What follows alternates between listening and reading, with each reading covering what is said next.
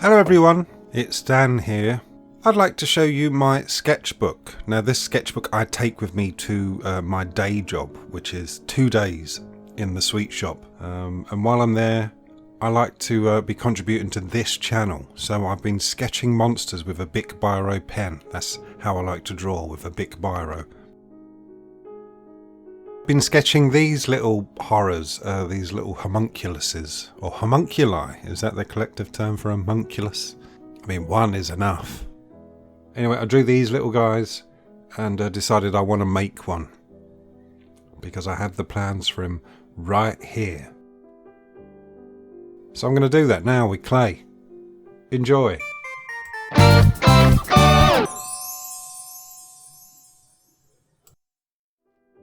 Right, for this sculpture I'm going to be using Super Sculpey Living Doll because it has a slight translucency to it. It looks a bit like flesh, and to make it look even more like flesh I'm going to use the same technique I used in a couple of videos ago for my grotties, remember them?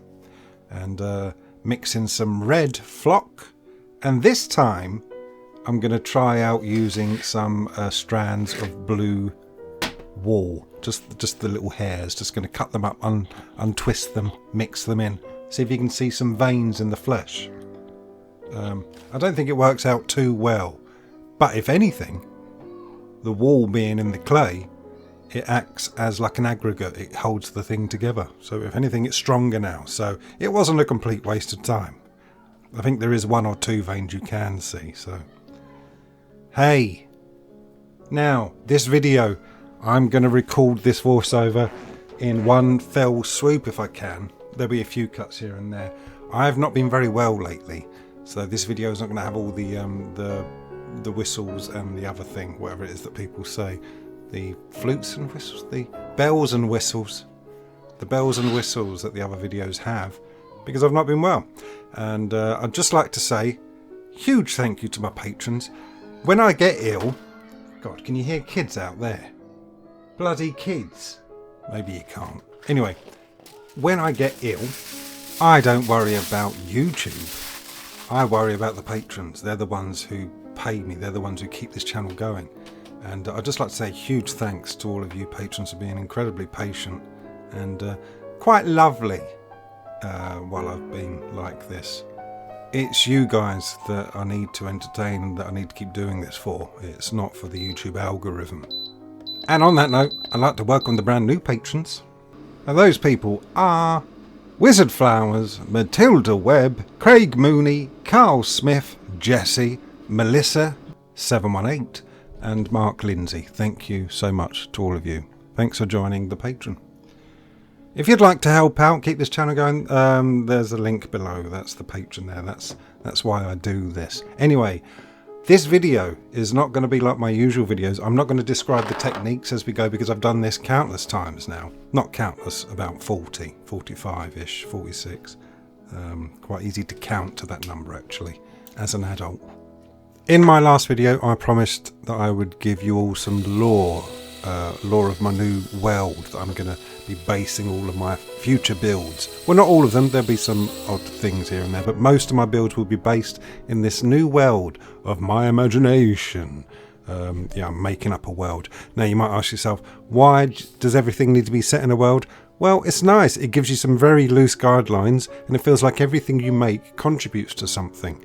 And I like stories, I like lore, I like things that are very much in depth, and I want my world to be that way one day.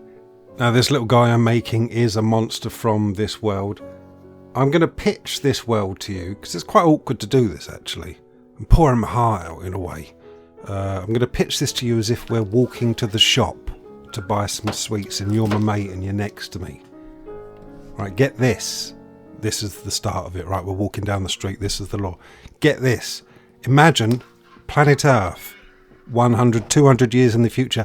We're near perfect. Technology is at its peak, right? The whole planet is humming with electricity and tech, and we're overpopulated. The place is full of people, but it's fine because we're all getting on fine. No wars. Everybody's doing really well. But one day, these black orbs appear everywhere on the surface of the Earth, sort of chest height, little black orbs. They're intangible. You can't touch them, you can't feel them, you can't even take photos of them. They're only visible to the naked eye. These are just like black floating shadows as far as we're concerned. And they end up calling it the black dot phenomena. They do all these tests, they try to figure out what these black dots are, and years go by and they never figure it out. There's no way of figuring this thing out. It's almost as if they're from another plane of existence. Hint, hint. Life continues, and these black dots are almost like a novelty. They're a few meters apart everywhere on the planet. People just walk through them, they ignore them now. Until one day when there's a very high-pitched ringing, a sort of a feeling of, like when you're walking underneath power lines, there's a hum of electricity, and these black orbs start to fluctuate. They swell, they shrink, they almost come to life. Now what the people on Earth don't realise is that these black dots are in fact eggs. These are eggs from an interdimensional eldritch / Lovecraftian horror that is bigger than the planet Earth and travels from dimension to just sort of to propagate itself. It's not an evil thing. It doesn't know what the Earth is. It doesn't know that the Earth is full of life. It's just propagating its species. It's laying its eggs in these dimensions, and it only seems to be attracted to dimensions that are so full of life, so full of energy as planet Earth is at that point. Now it laid these eggs and then carried on to another plane of existence to lay its eggs somewhere else. Never gave these eggs a second thought. It wasn't a malicious act. It's just like a fly laying eggs in a carcass, waiting for the maggots to appear. Now back to Earth. These eggs give birth, and out of these eggs come a sort of primordial ooze. It's like a fleshy, disgusting slurry of flesh, blood, all kinds of fluids, and this stuff is immediately alive. The second it's born, it's changing, turning into things. Horrors. This is where the horrors are coming from. This slurry forms itself into countless shapes and creatures and things like that, and it takes over the world. These dots are everywhere. People are getting wiped out left, right and centre. Most of the world is killed off at this point, apart from some that are hidden underground. These eggs were peppered on the surface of the Earth, not under it, and some people had the foresight to build deep underground bunkers. The paranoid among us, I suppose. Centuries pass with these horrors inhabiting the Earth. The Earth is theirs now. They've taken to cannibalism. They're eating themselves. Now, the good thing about these horrors, as far as planet Earth is concerned, is that when they die, they are great fertilizer. The planet is full of vegetation. It's a beautiful planet now, full of life. Well, plant life, that is.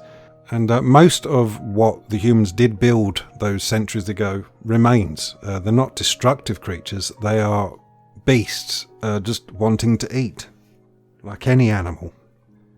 The people underground, they let centuries go by until they can't live underground anymore, and they decide to return to the surface. Now, as far as they can tell with their calculations, the horrors have died down a bit. It's not quite as bad as it once was, as they've turned on each other through necessity. There's nothing else left to eat but each other. Now, my world that I'm basing all these things, these creatures, the buildings, everything I do from henceforth, is set 500-600 years after the actual event, and people have established themselves on the planet Earth in colonies. They believe that technology and huge groupings of people were the reason that the monsters came in the first place, and they're partly true there. So they tend to live a more simple life, or at least some do, some don't. There are cities that have established themselves with defences, and they've kept hold of the tech. There are also tribes of people that live out in the wild, and they've taken to eating the horrors, which is a big no-no. And that leads me to the creature I've made here. When you eat horror meat, you change, you transform. And this little guy, this homunculi, these homunculi are the offspring of the tribes of people that eat this horror meat. They're probably a bigger threat than the horrors are at this point. Now, I think I've got the basics of the this weld down. There's so much more that I've got going on in my head that I will tell you later on. If you want to hear more, I'm going to be doing this anyway. So now the way I look at this weld is that when humans first saw an elephant, they were terrified. Now we go to the zoo and we look at elephants and think, they're bloody adorable. That's what this weld is now. What we consider horrors, what would inhabit horror films these days, are commonplace in this world. They are no different to us going out and seeing, I don't know, a badger or something, or a fox. They're just British animals. You've got different ones wherever you live. I mean, obviously they're a lot more dangerous, but then people that have survived are a lot tougher than we are. We don't care about these cosmic horrors getting into our bins and and dragging our old nappies up and down the driveway. Also, there is the potential to tame these horrors, to domesticate them. Typically, it takes 12 to 14 generations to domesticate an animal, like for example a wolf to a dog. I imagine it would take a bit longer with these horrors, but it's possible now. There are tame horrors. These horrors are just very scary, very dangerous animals. And sometimes house pets. Well, maybe not house pets, but something along those lines. Anyway, I think that's all the lore I'm going to give to you in this episode. If you like what you hear, then there will be more to come.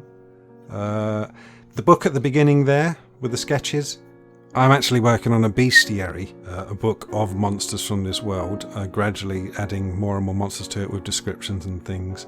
That's something I want to work towards. That's more for me than anything else. That's a bit of fun, that.